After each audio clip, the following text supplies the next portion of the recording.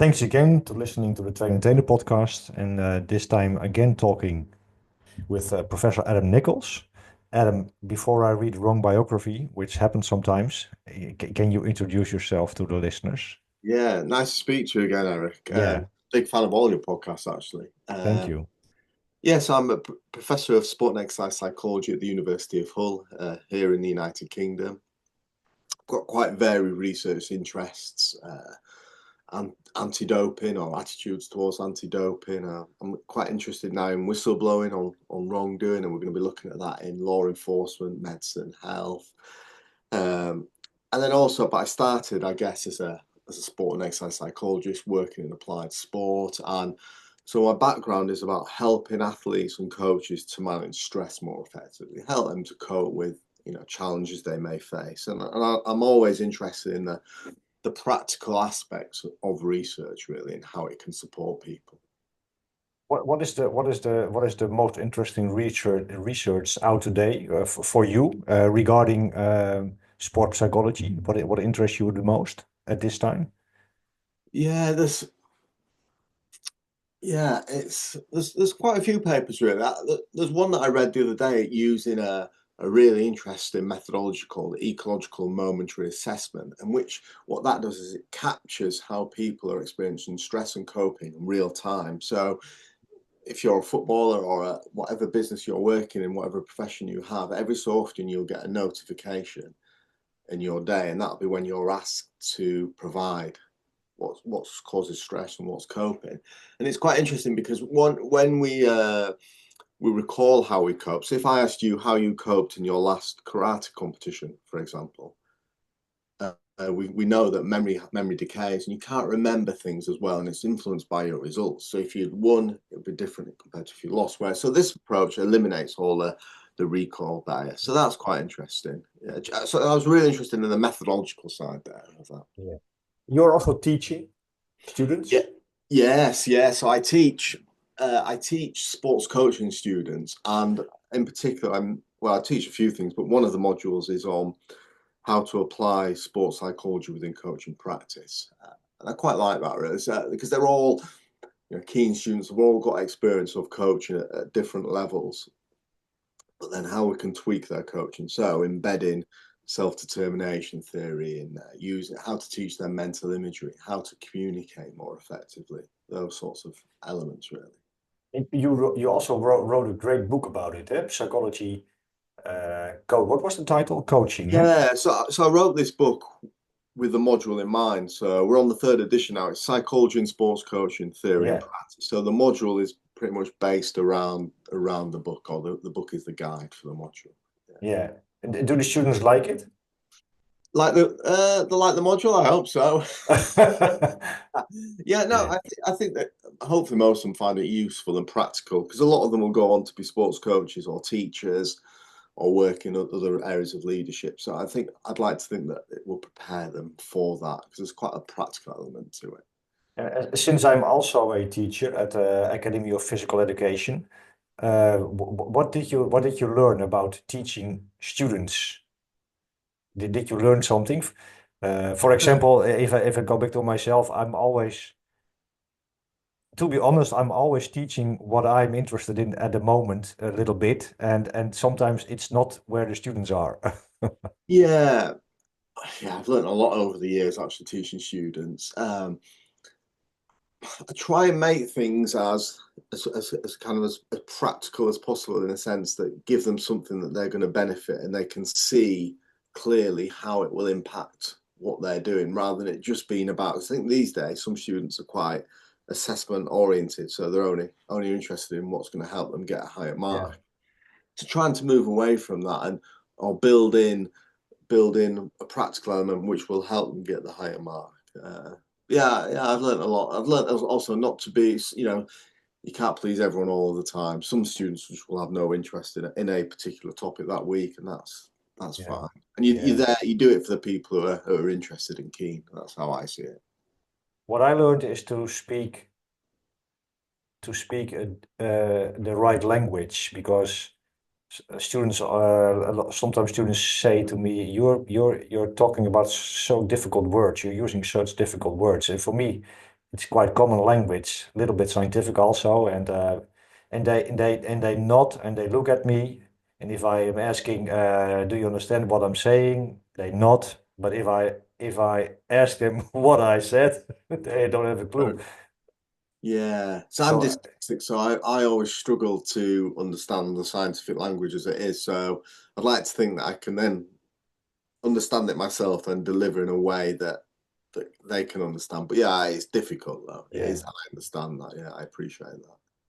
So I want to talk with you about a concept I'm struggling with myself. That's that's why I'm doing these podcasts, of course. And the concept is the peaceful warrior, and it's a little bit like the concept of the peaceful warrior. For me, suggests a kind of a paradox because it's about strength and gentleness, competition and cooperation. As a martial artist, I've also experienced that. And my question to you is, it's a very small question, of course. How do you see this paradox played out in athletes' mental and emotional lives? Yeah, so this is quite interesting. Is this if you look at some of the I've read some research, but I can't remember who published it a while ago, but a lot of athletes don't feel guilt. So they're not going to feel guilty about, I don't know, doing things in a match situation, a competition situation where it might hurt somebody else or it might upset somebody else. Um, they're focused on their own objectives, and that's the main priority, and everything else is underneath that. And do you think, because the origin of the word competition, if I'm right, to compete is like, there's some, how do you say it? Competition, I think it comes from the Latin competire, and Right. it means something like to strive together rather than to fight against each other. Yeah, see, I do find this interesting. I think martial arts and team sports are very, very different. In team sports, you often hear the expression, if you're not cheating, you're not trying, basically. In team sports, I think there's an expectation that people do push the rules and they're almost praised for getting away with, maybe fouling a player and it not being blown up. Whereas I think in martial arts, it's a completely different mindset, and it's about, like you say, it's about this honesty, and it's about integrity, and it's about fair play, and probably sometimes the results are less important than the actual the journey, the battle. I think, but then, Because you're also interested in well-being of athletes, eh? Do you think for the full potential of a human being and as an athlete, do you think those two qualities like aggressiveness and kindness, mental toughness and self-compassion, do you think they both need a place, or do you think you can skip one of these? yeah, it's such an interesting topic. Is this? I think if say you're high in compassion and you're an elite athlete, there's probably got to be a time where you're competing where those thoughts of compassion to others maybe go out. You put them to one side for the duration of the match. You often hear or you read about elite athletes who are very, very aggressive when they're playing, they're competing, but away from the pitch, they're very, very kind. Yeah. So so they've obviously got an ability to, or see, an ability to kind of forget about or block out the thoughts of compassion of others.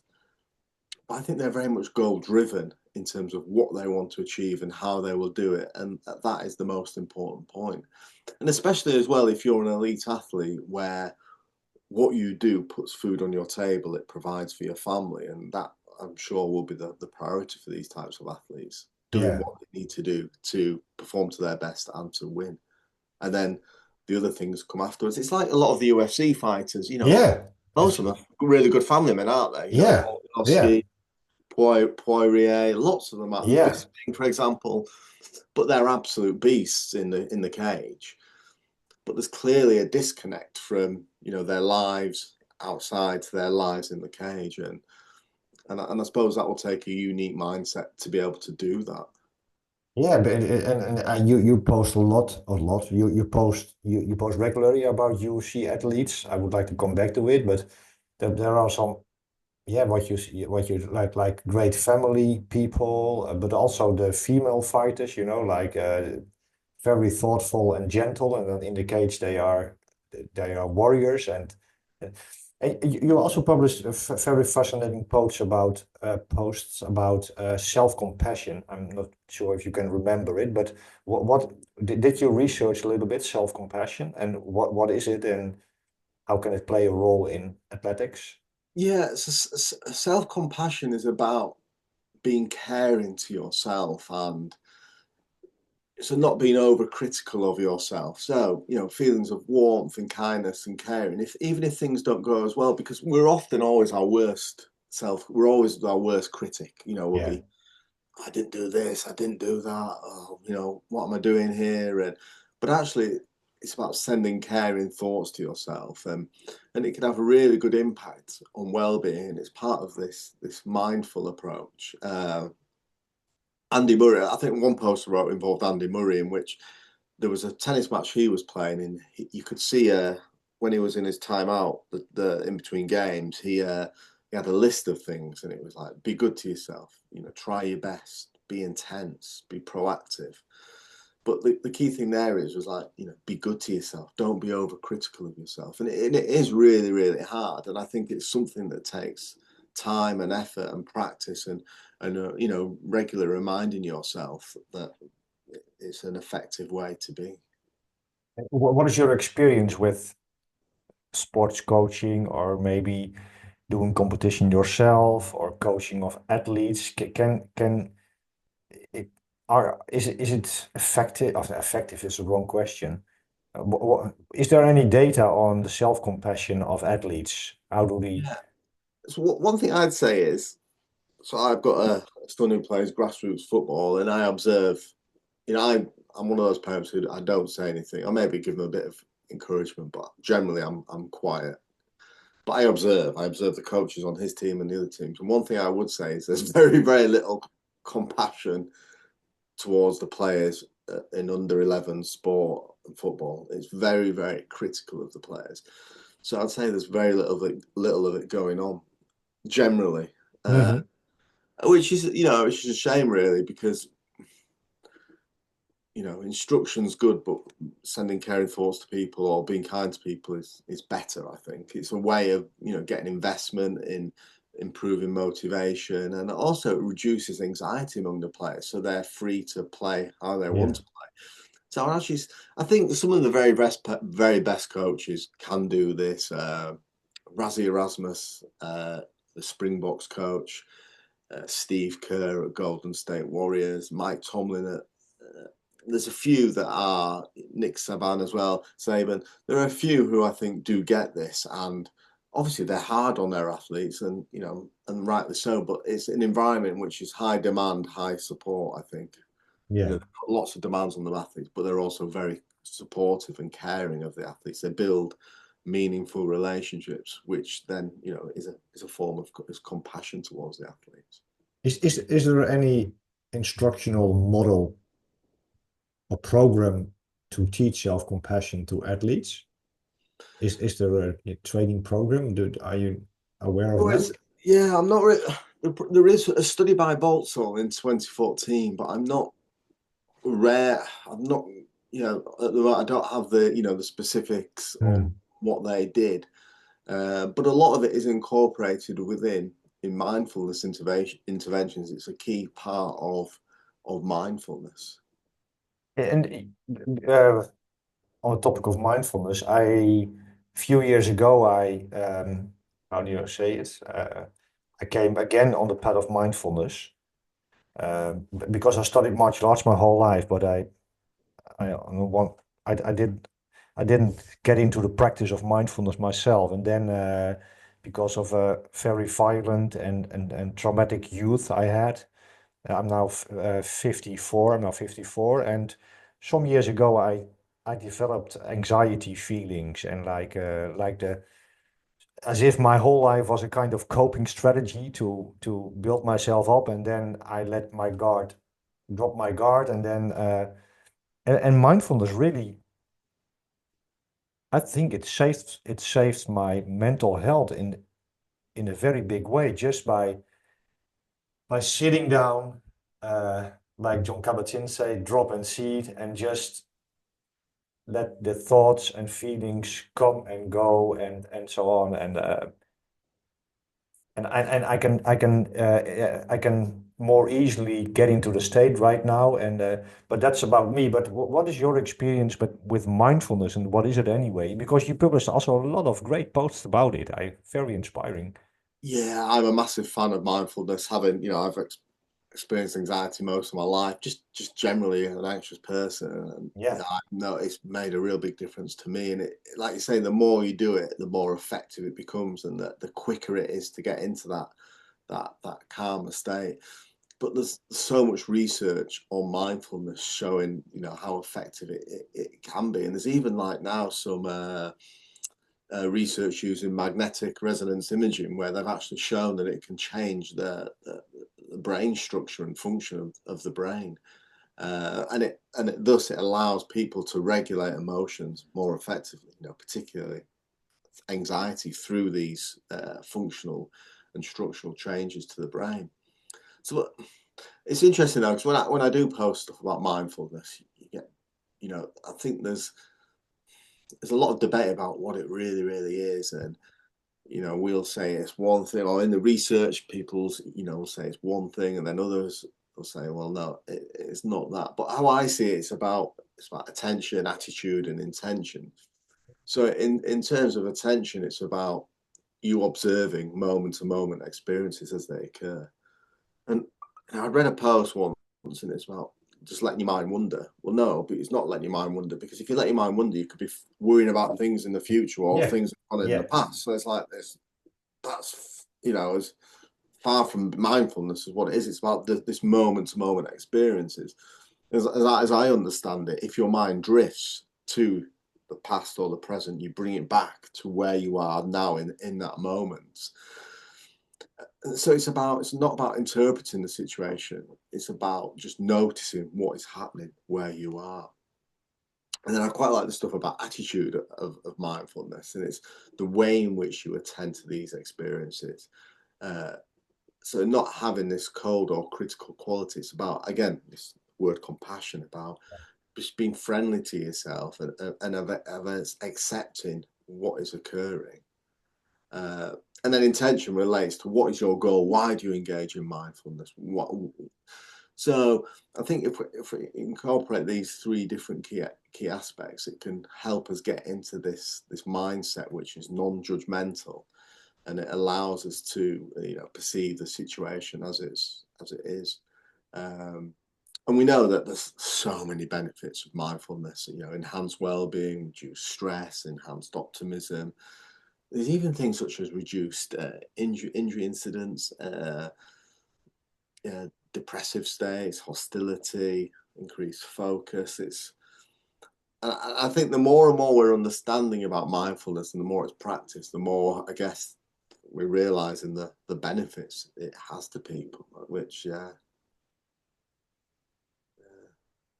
I'm a big fan, and yeah, I'm starting more coaching, BJJ coaching this year. And one thing I'm going to incorporate into all my sessions, well, certainly at the end, is a small. We're going to finish with a mindful, maybe a 5 minute mindfulness period. Yeah. I Do think you? it's just a Yeah. great way to finish a session and get people ready for the day ahead, and or if it's the end of the night, just to relax. I think it's and just get people into this the link in this with martial arts. I think is important. Can you give an example of an exercise you like for yourself or for others? Yeah, I quite like the body scan technique. Or Mhm. I'd actually got one thing. One thing I do really like is the breathing ladders. This is actually so the body scan is quite common. So you go through different parts of your body, and if you notice any tension, you'll try and relax it, which I think is quite well known. Whereas one thing I think is less known is the breathing ladders. So this is really good if you're looking to enhance your concentration, or if maybe you're trying to sleep on a night. And there's been some quite good evidence for this with Division One soccer players. So what you would do is after each exhalation, you say a number to yourself quietly. So after your first exhale, one, but you say it quietly. Inhale. The next exhalation, it'd be two, three, and you go all the way up to 10. And then when you get to 10, you go back from 10 to 9. 10 to 1. And if at any point you make a mistake or your mind wanders, you start back at the beginning. 1, 2, and then all the way to 10, back to 1, and then you start at 2, all the way to 10, back down to 2, then it's 3. So you could spend, and it's just a really good way of, I think, silencing that inner critic, that negative thoughts. Because one thing I think about jiu-jitsu is when I'm rolling or training at jiu-jitsu, because of the demands of that, I can't be thinking about anything else. So it's the only time really where I'm not, worrying about things maybe. And I think this is the breathing ladders is a really good way of silencing that negative. I do think meditation is and mindfulness is generally, but sometimes I find if I'm really anxious about something or really stressed, I maybe struggle with it. But this one is one good technique for allowing me to get that silence really. How do yeah, because you said before you have also the experience of being anxious or worried, is it an English word, worried? Yeah, How do you deal with that? Yeah, yeah, yeah. that's I use lots of different techniques really. I try and like kind of master the situation. So if I'm worried about something in particular, it might be I don't know, a grant I'm working on, or uh, well, some of the strategies I use maybe aren't that healthy, but I'll tend to maybe work a bit harder. So at least I know I'm making progress. Um, use positive self-talk to try and tell myself that I am capable of achieving what my goals are, whatever they may be. Uh, and as I've got older, I think one of the for me personally, in terms of anxiety, I think exercise is really, really good. And I noticed it really lifts my mood. And even if, like, I looked into the evidence for this, because I do, like, say, HIIT training. So it's kind of like HIIT training, high intensity interval training. So you maybe do 45 seconds of burpees, 45 seconds of press ups, sit ups, for 20 minutes or so. And I've actually looked at, it's one thing I've noticed if I'll do a 20-minute session, um, that my mood is lifted, like not straight away, but like a few hours later, I just feel really, really good. And I can't actually find any evidence to support that. So that's maybe just me, but that's really good. I try and evaluate situations differently as well. So instead of focusing on, what could go wrong in a situation, try and shut out those negative thoughts and actually focus on what I'm trying to do in a situation. That's one thing I do in martial arts, particularly when I'm competing. And I don't know if you have this in karate, but in jiu-jitsu you'll have what they call the bullpen, where you get weighed, and then once you've been weighed, you're not allowed out of there until you compete. So sometimes you might be called an hour before, so you're in this, like, I don't say caged area. It's not cage, but it's usually metal fencing where you're stuck in there. And that's the time when I use these positive appraisals, self-talk, trying to remember what we've been working on in the last few weeks and how I'm going to implement that. and Yeah, just yeah, because what I'm struggling with as a psychologist is that like self-talk, reframing, and so on. And of course, it works, and there's also data for it. But sometimes I think, is it a kind of, how do you call it? Uh, there's an English word for it. When you're not facing your emotions, what is it? avoidance. Avoidance. Yes. So I can talk to myself. I can visualize. I can do all those things. Yeah, but the other, just being doing mindful, just sitting down and feel what I have to feel. It feels different, and sometimes it won't work because sometimes it's there are too many too many emotions, and then what you're saying, then I'm just working harder, doing get my attention to some other things, and it works also, eh? Yeah, yeah, I do get that, but it's like at certain points you need to avoid things. I think so. If, for example, we'll go back to jujitsu. Now, if I'm thinking, right, I could be, I could break my arm here now. I could injure my neck. I could, I don't know, get tapped out so I'm unconscious, or whatever those things are. If you thought about those, I don't think you would be able to do it No. because why would you? So you've got to at certain points, you've got to rationalize with yourself and put them to the back of your mind so you can compete and give it your best efforts. Yeah. Uh, but yeah, I agree that other times where you do need to, I think you need to understand yourself. You need to have an understanding of who you are as a person and what your triggers are for anxiety. And what are the underlying causes of your anxiety? What is it that's really kind of the factor that impedes your mental health or causes low mood?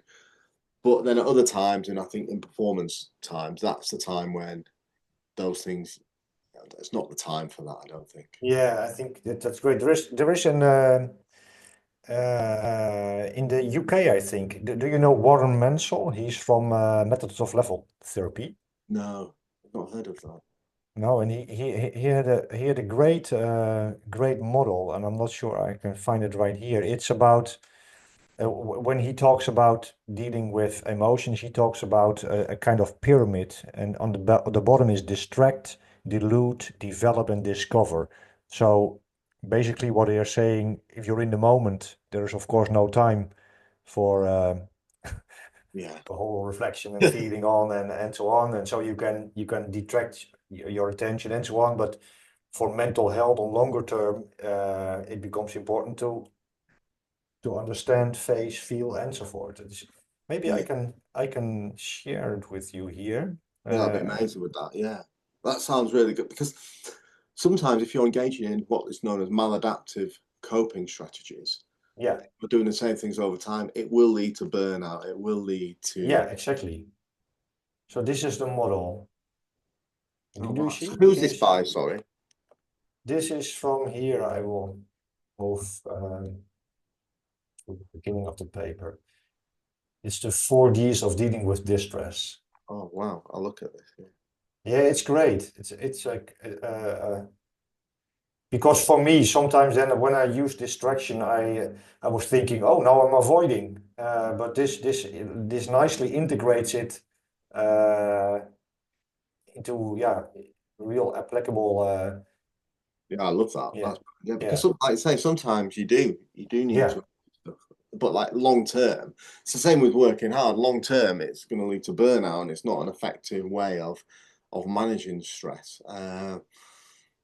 Yeah, yeah, I think as you get older and you could be, I learn more. Even though I'm a psychologist, you still do things that you probably shouldn't be doing from a mental health perspective. yeah, But as you get older, you become more experienced and you understand why certain types of behavior are not sustainable in the long term. yeah.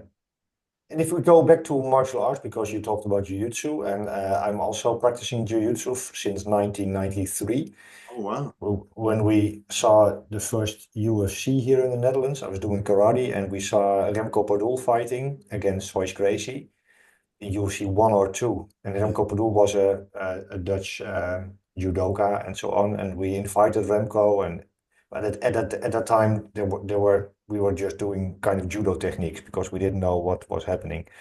yeah, And later on, Hickson came to the Netherlands, Hickson Gracie, and I had the opportunity to do a great interview with him for one of the magazines here, and from the start he felt like a very spiritual person. And if you watch Choke, the documentary, seen that. Yeah, yeah, and he has also those beautiful quotes like you mentioned, like in Jiu-Jitsu, there when you're rolling, y- you have to be mindful at the same time, and Did you see his book, Breathing? Yeah, Bread? I've got that. Yeah, I've read that. I read that. I actually read that when it first came out, or audio book. Ah, I thought, yeah, yeah, well, and he has a chapter in it, when he lost his older son, yeah, and when he it was so how do you call it? Like I got tears in my eyes when I read it because I'm a father also, and then basically he describes how he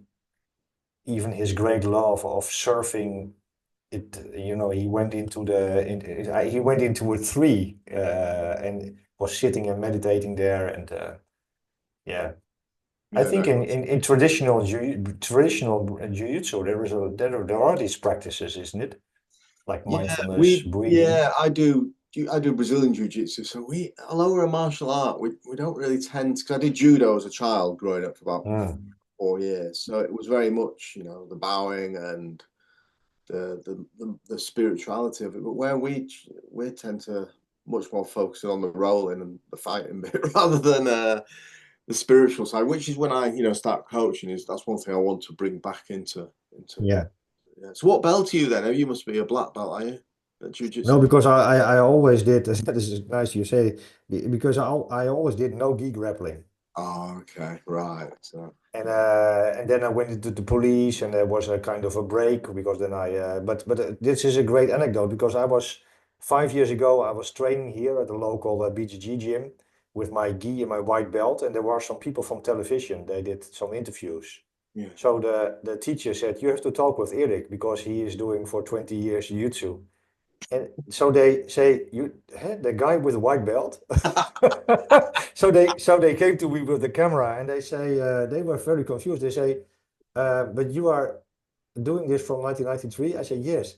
And you're still a white belt? So they thought he must be very bad. Yeah, Yeah. it does take a while to get a belt in jiu-jitsu, but that's quite a long time, isn't it? Yeah.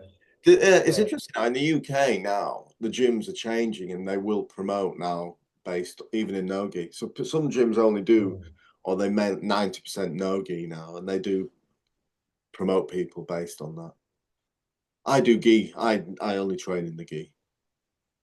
Yeah, I think it always goes the same direction because Jigo Rigano, the great educator and founder of judo, he was foreseeing all this, that when judo became a sport and when people get graduated, then of course, yeah, all those side effects will happen. And but also his system is great to also with ethical dimensions. His great phrases like Sorikyo Zenyo and Jita Kyui, the maximal use of energy and Yeah, the maximal use of energy and the benefit of others. So there was also this is also the peaceful warrior piece, like yeah, um, being a warrior. What does the term warrior triggers in you, or does it trigger something? yeah. Probably someone who's very very courageous, really, and Hmm. I was thinking, yeah, not afraid, but of course everyone's afraid, but they're able to put their fears aside and focus on what they need to do at the time they need to do it. I imagine. And do you this is a strange question, okay? Yeah. But do you consider yourself a warrior? Oh Like, no, definitely not. No, no, okay. no, no. Even though I train in jiu-jitsu, no, definitely not. Yeah, I'd probably say warriors are probably more like soldier type people rather than. No, no, I definitely wouldn't consider myself a warrior. No.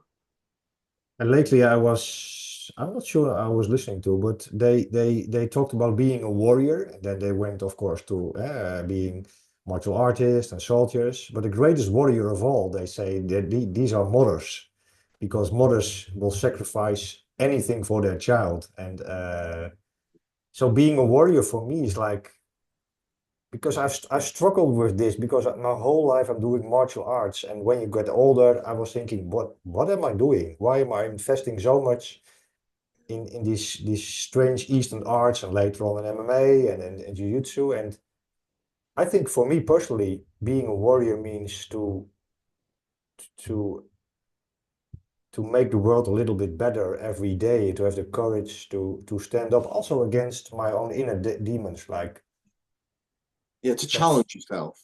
Yes, to challenge yourself, to be courageous, to put in the effort, to and to combine fighting with ethics. yes, yeah. I think that's missing though, in particularly in MMA. I'd Yeah. say even in jiu-jitsu as well. Like now in, I don't know what it's like in Holland, but in the UK, there's a massive problem with the use of banned substances, performance enhancing drugs Mm, in even I'm talking about even at masters level events. I know people who are, testosterone replacement therapy, all sorts of things that I don't understand. And so there's no ethics there, is there? That's all mm. about winning. Uh, Yeah. and I say that's that's a real big problem. I'd say probably more so in no gi jiu-jitsu than the gi. And Uh, now I'm repeating myself, but the great Jigoro Kano, he foresaw all this. That's why he was against. It was his own. It was his own child, like judo. And when they wanted to make it Olympic sport, he was against it because he foresaw that the human ego yeah, could not deal with that. yeah, Um, with the competition as well. So it's like, yeah, it's like that part of the martial arts has gone. Oh, that's why in some ways the way I when I when I compare my judo training to jiu-jitsu, Brazilian jiu-jitsu, it's like they're completely different ways of, when I did judo, it's about respect, it's about, etiquette, working with, your people you trained with, but whereas I don't see that now with jiu-jitsu, it's more about let's yeah. fight, let's roll, let's get stuck in, and let's give it our all, let's challenge ourselves, and we'll do our best.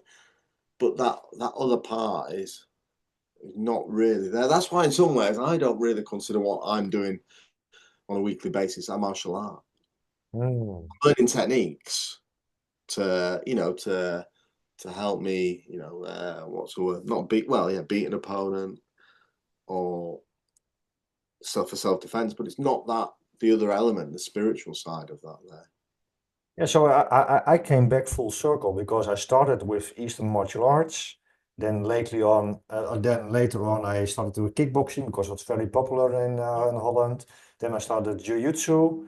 Then I went into the police. It was all about arresting and controlling people. But there, for the first time, I recognized because I was a firearms instructor, and when I was in my mid-30s, and then I recognized a little bit like, what am I doing here? We are just shooting at targets. We are practicing firearms techniques, but without ethics, we are just killing people. And that was the first reminder of, I thought, this was why my martial arts teachers were so heavy on the ethical side. And now later on in my 50s, now I really I started to see, this is why this is why courtesy is so important in martial arts. This is why we bow.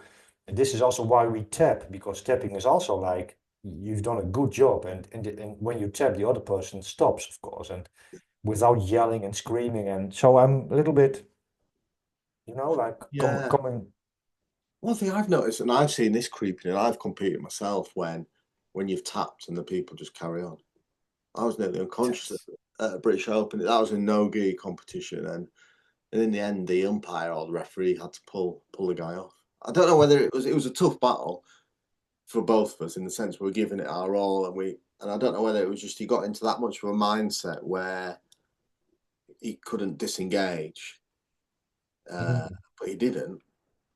Yeah, I was like, oh, the ceiling looks like it's blue, and then I realised it's not blue, it's white.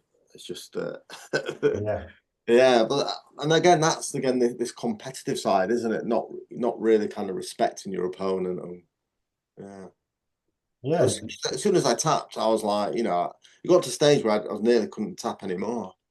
Uh, yeah. yeah, that was yeah.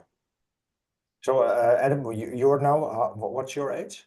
Uh, 45. I'll turn 46 in April. 46. Okay. I'm Yeah. competing in Masters 4 for the first time at the British Open in Ah, May. So I'm looking forward to that.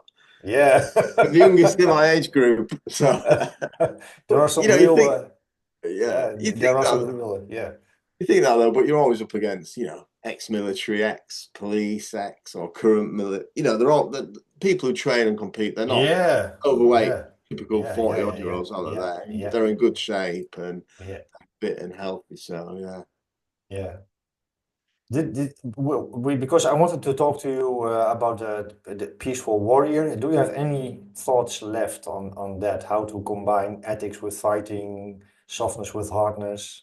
Yeah, I think yeah, I think with martial arts it's interesting because you both go in there knowing exactly what you're both doing and what you're trying to do. So if we're going for a roll or a spar, we know the rules, don't we? And as long Hmm. as you behave within that rule set in an ethical manner, then I think it's fine. And you're not purposely trying to hurt. You obviously it's difficult because it's a fine line because you are simulating breaking someone's arm or choking them out, but do it in a way that you're not going to injure the opponent. I think, Yeah. and Yes. Yeah. I think that's I'm not always convinced that occurs at a lot of gyms, though.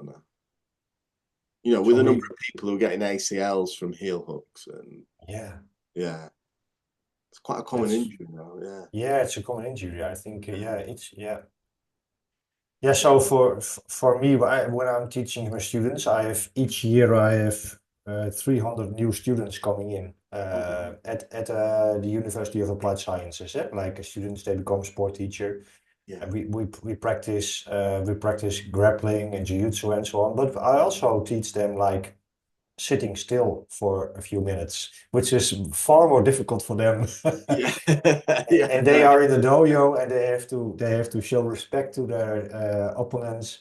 They cannot yell and scream like football supporters if they score and so on. And I find it difficult, but I think I feel that they also feel that it is important. And yeah. now it becomes ingrained in Ingrained. their Yeah, mindset, like yeah, being that's another thing that I don't like that's crept into jiu-jitsu is if you look at Polaris or any of the professional events, when people win, they're stood up screaming. yeah. I just don't. For me, it shows a lack of respect to your opponent. Yeah. Do you know the great scene of the legendary Anton Geesink in the Japan when he captured, I think, the world or Olympic title? No, no, I don't know that. No. Well, Anton Geesink was he was an Olympic champion in judo and a world champion from the Netherlands. And he was the first one who defeated a Japanese champion in Japan, Yeah. in I think at the world stage or Olympic stage.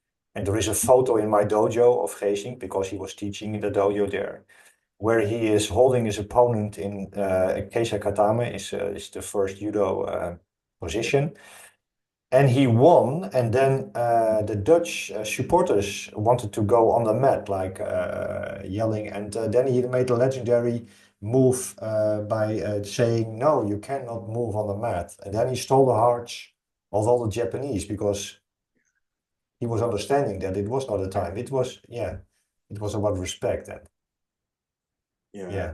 And it's a shame that because when you see on TV these professional, well, they're not professional BJJ, but full-time athletes.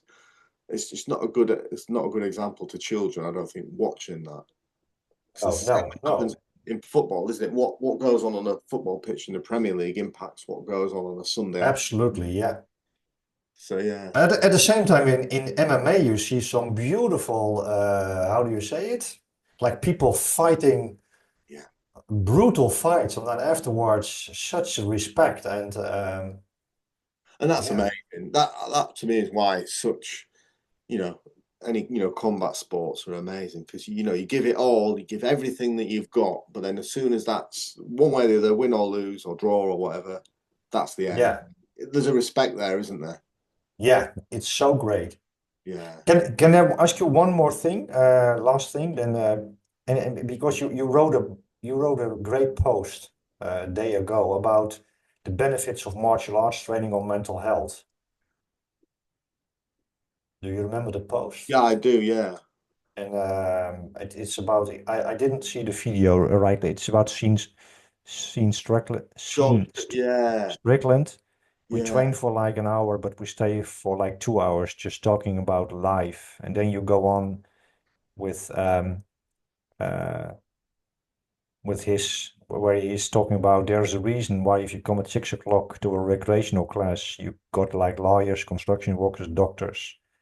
I know a lot of fans don't participate in training, but it's one of the best things you can for your life from a community standpoint, from a mental health standpoint. Training is the best thing anybody can do. Why did you wrote that post? What was the? Because I actually believe, I believe in that. Like, and that's one thing I think. So I did judo when I was young. I played other sports, and I started training jujitsu at 38. And I honestly think it's the best thing I've ever done for my mental health. I think it's just everything about it. So the friendships you make. I think when you roll with somebody and you roll with them regularly, you develop a level of like respect, but also friendship that's much deeper than it would be normally. It's Yeah. strange, isn't it? But you do, and then First you I try to first you try to strangle and tap and arm locks and leg yeah, locks. but I think it's because you both put it on the line. You put your Yeah, egos yeah, aside, and you're both giving it all that you've got, and then afterwards, there's that respect there. That and I just think it's just everything about the training. It impacts your life. You might do extra fitness work, extra flexibility work, improve your diet. Uh, just all these things that you look after yourself a little bit better. That even though, like Sean Strickland says, you're only in there for an hour, but actually it impacts much more than an hour of your life. If you only train 3 hours a week, for example, I don't. I train about 2 to 3 sessions per week now of jujitsu, just because my body's a bit creaking. But that's for me, that's the right amount of. But then I do lots of other things outside of jujitsu, so the whole process of doing jujitsu has impacted my whole life really, and I think yeah. people who don't train martial arts don't ever appreciate that. No, yeah, I have the same feeling. Yeah, and Uh, especially I think especially because I didn't have that feeling with karate. I didn't have the feeling with kickboxing. wow. It's it's especially jiu-jitsu. I'm not sure why, because Yeah. there are many people saying the same, like Jocko Willink and all those other guys. It's an other experience. It's Yeah, I think with jiu-jitsu it's full on, isn't it? So I don't. Well, I suppose karate is in kickboxing, but sometimes you spar at a lower, lighter level, don't you? Mhm. But well, yeah, I don't know. Yeah, it's interesting. Yeah, why it is with grappling. Yeah, but it definitely is. I just wasn't sure whether that was me or yeah. But like you roll with someone. I met someone the other week. I rolled with them 5 years ago. We had one round, but it's like you still remember each other. You still Yeah, remember the round, and there's that respect there between you. yeah. Uh, uh, yeah, And also, what I also like in rolling is like you cannot hide your personality. Because it comes out in rolling, and also for myself because I'm 54 and rolling with all those young guys who of course are faster, stronger, have another mindset, and so on. And many times, I feel my ego like I'm not gonna tap. Or yeah, and like yeah, stupid, and but yeah. you can Yeah. be in the here and now and more non-judgmental and be more compassionate. You can just say, "Good job, thank you for teaching me." Yeah, Yeah, I'm the same. I think we've all been there, haven't we? Not tapping, and yeah, yeah, it's not a good thing to do. I try and learn. Do you know one thing I've tried to do is I've got now, like you say, when you're rolling with young people, is just slow down, just yeah, think more, make sure that you can last the 5 minutes. Not I remember like when I've competed before, like I'm going at a rate where I could probably last about 2 minutes, let alone the, yes, the full yeah, five. yeah, Actually, my jujitsu has improved so much from being slower. I'm maybe yeah, not slow, but in my mind, I think I'm slower because I'm just moving slow. I'm not out of yeah, breath. But yeah. it's taken me a while to get to that stage. And by the way, Brazilian Jiu-Jitsu is a very effective in breath work in the sense that if somebody's on top on you, you better breathe. Yeah, Effective and efficient. Yeah, yeah, yeah, and I've learned that as well.